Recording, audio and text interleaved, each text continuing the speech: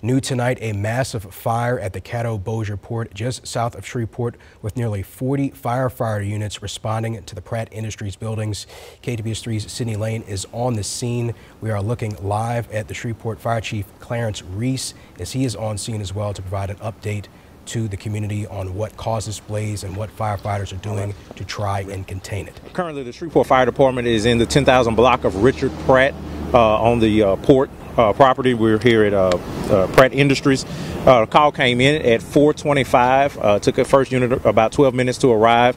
Noticed we're right now at a yard with about 2.5 acres on fire. These are compacted paper bales. One of them caught fire is what we are aware of at this point. We're waiting on surveillance video to be sent to our investigators after the power comes back on. This is currently a 3-alarm fire. Anytime an incident goes above the resources available, we do a 3-alarm. We have now firefighters that are off duty here. We are working with Caddo Fire District number 4, number 5, number 6, Caddo Sheriff's Office. Bossier City Fire Department is also here on scene with us. Right now, our goal is to make sure that that building does not catch fire. Right now, we have accomplished that, and we may end up letting it just burn itself out. But we have upward of about 100 firefighters that have been here since 4:25 p.m. So we had heard that it had kind of been contained around 6:30. Is that what happened and it kicked back up? No, not at all. So one of the things that we were dealing with was the wind. We've never really had it under control. I don't want to state that it was under control at any time. And right now, it's still not under control. But we were battling with the wind, which made our jobs a little bit more difficult. And right now, we're just trying to still contain it, making sure that that structure that's on the side of that 2.5 acres does not burn. And I know you mentioned some of the Bossier as well as, Caddo Fire District. I know Caddo 911 showed around 38 units. Is that the exact number or is there more units on the scene? Correct. So that's about this. That's the units that they can report. Of course, Caddo Fire District 4, 5, and 6, Bossier City Fire Department, theirs is not going to be on their dashboard.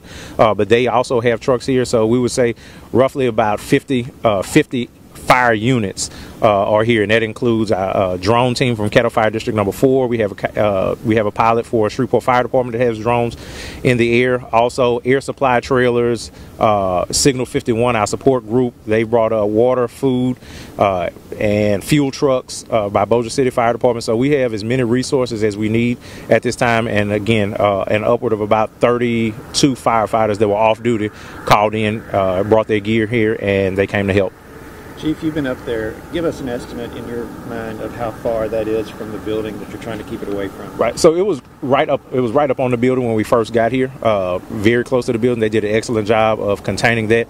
Prior to us arriving, Pratt Industries does have a protocol in place, and they did put that protocol into action, and that did a lot of good before catching, before that fire caught on to that building.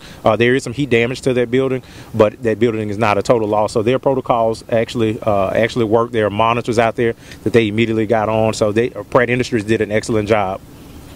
And we know of no injuries, right? No injuries right now. We have several safety officers. Again, that drone team is monitoring a lot of that. With the amount of personnel that we have here now, it's not as overwhelming, so we can check out the health and safety of these firefighters.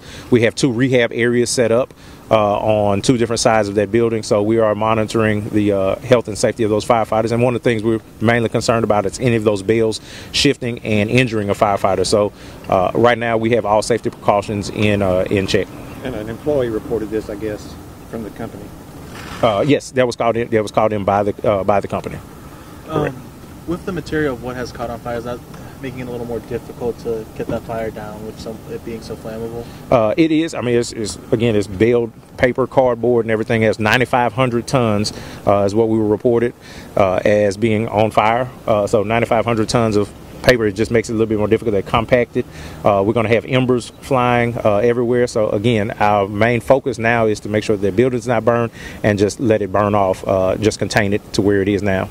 You were saying before we went on that you thought you'd be here a while. Do you have any feel for how long this is going to be something you're dealing with? Yeah, we've dealt with this in the past, not necessarily at Pratt Industries, but this is something we're going to be ready to stay for at least the next 48 hours. That includes our investigators, and that includes the extinguishment of this fire, making sure that everything is out. What made it a little bit more difficult is right at the same time, 3 minutes later, an apartment fire came in, so we had resources spread out through the entire city as we were battling a fire at Villa Norte. Literally about 3 minutes after this came in.